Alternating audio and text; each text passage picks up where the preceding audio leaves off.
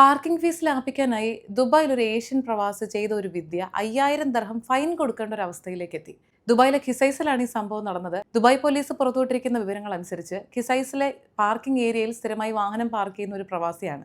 ഈ വ്യക്തി പാർക്കിംഗ് ഫീസിൽ നിന്ന് എക്സ്ക്യൂസ് കിട്ടാനായി എന്ന് പറഞ്ഞാൽ നമ്പർ പ്ലേറ്റ് ആ സിസ്റ്റത്തിൽ ഡിറ്റക്ട് ചെയ്യാതിരിക്കാനായി നമ്പറിൽ ഒരു എക്സ്ട്രാ നമ്പർ കൂടി ആഡ് ചെയ്തു. സാധാരണ പെട്രോളിങ്ങിന് ഇറങ്ങിയ പോലീസിന്റെ ശ്രദ്ധയിൽ ഈ നമ്പർ പ്ലേറ്റിൽ എന്തോ ഒരു അസ്വാഭാവികത അവർക്ക് തോന്നി. തുടരന്വേഷണത്തിലാണ് ഈ വാഹനത്തിന്റെ ഉടമ കൃത്രിമം കാണിച്ചതായി അവർക്ക് ബോധ്യപ്പെട്ടത്. അങ്ങനെ കേസ് കോടതിയിലെത്തിയപ്പോൾ ഈ വ്യക്തി പറയുന്നത് ഇതിൻ്റെ ഒരു ഇൻറ്റൻസിറ്റി തനിക്ക് അറിയില്ലായിരുന്നു, തൽക്കാലത്തേക്ക് പാർക്കിംഗ് ഫീസിലൊന്ന് ഇളവ് നേടാൻ വേണ്ടിയാണ് ഇങ്ങനെ ചെയ്തതെന്ന്.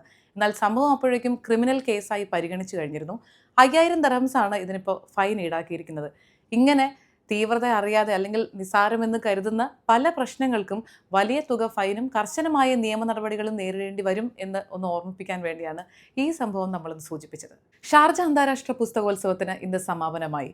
കഴിഞ്ഞ 12 ദിവസമായി നിങ്ങളും പുസ്തകവും തമ്മിൽ എന്നുള്ള വിഷയത്തെ ആസ്പദമാക്കിയാണ് ഷാർജ എക്സ്പോ സെന്ററിൽ പുസ്തകങ്ങളുടെ ഉത്സവം അരങ്ങേറിയിരുന്നത്. ഗ്രീസായിരുന്നു ഇത്തവണത്തെ അതിഥി രാജ്യം. 10000കണക്കിന് ആളുകളാണ് ഷാർജ അന്താരാഷ്ട്ര പുസ്തകോത്സവത്തിൽ ഇത്തവണ സന്ദർശകരായി എത്തിയത്. ഹോളിവുഡ് താരം വിൽ സ്മിത്ത് അടക്കമുള്ള നിരവധി പ്രമുഖരുടെ സാന്നിധ്യവും ഇത്തവണ ശ്രദ്ധേയമായി. അദ്ദേഹം പുതുതലമുറയ്ക്ക് നൽകിയ സന്ദേശവും വളരെ പ്രസക്തമാണ്. ഡിജിറ്റൽ ലോകത്ത് നിന്ന് വിട്ടുമാറി യഥാർത്ഥ ജീവിതത്തിന്റെ വ്യക്തത മനസ്സിലാക്കണമെന്നാണ് അദ്ദേഹം യുവജനങ്ങളോട് പറഞ്ഞത്. മലയാളത്തിൽ നിന്ന് സച്ചിദാനന്ദൻ അടക്കം നിരവധി സാഹിത്യകാരന്മാരുടെ പ്രസൻസും ഇത്തവണയുണ്ടായിരുന്നു. ദുബായിൽ ഫ്ലൈയിങ് ടാക്സികൾ വരുന്നു. അധികം വൈകാതെ തന്നെ വിചാരിച്ച സ്ഥലത്ത് വിചാരിച്ച സമയം കൊണ്ട് എത്താൻ കഴിയുമെന്നൊക്കെയുള്ള വിവരങ്ങൾ നമ്മൾ കുറച്ച് നാളുകളായിട്ട് കേൾക്കുകയാണ്. ഫ്ലൈയിങ് ടാക്സികളുടെ സേവനം ആദ്യഘട്ടത്തിൽ ഏതൊക്കെ പ്രദേശത്ത് താമസിക്കുന്ന ആളുകൾക്ക് പ്രയോജനപ്പെടുത്താൻ സാധിക്കുമെന്നുള്ളതാണ് അടുത്ത ഒരു ഘട്ടം. ഇന്ന് അതിനും ഒരു ഉത്തരം ലഭിച്ചിരിക്കുകയാണ്.